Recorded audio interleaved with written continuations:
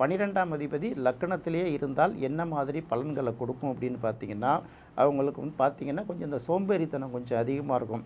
வேலை செய்கிறத விட சாப்பிட்டு சாப்பிட்டு தூங்குறது, ரெஸ்ட் எடுக்கிறது, அதுக்கப்புறம் பார்த்தீங்கன்னா, தனக்கு பிடிச்ச இடத்துக்கு மட்டும் போயிட்டு வர்றது, இந்த பொழுதுபோக்கு அம்சங்கள்ல இருக்கிறது, இப்படி அவங்க விரும்புவாங்க.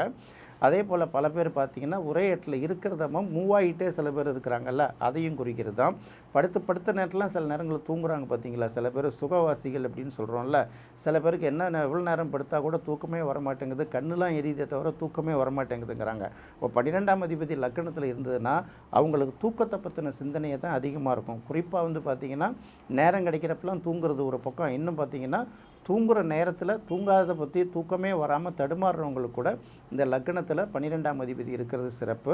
அதே போல் பார்த்திங்கன்னா, வரவு செலவு கணக்குகள் பார்க்கும்போது இவங்க விரயத்தை தான் அதிகமாக சொல்லியிருப்பாங்க, செலவுகளை அதிகமாக செஞ்சு மாட்டிப்பாங்கங்கிறதுனால அதில் கொஞ்சம் கவனமாக இருக்கணுங்கிறது ரொம்ப முக்கியமான விஷயம்.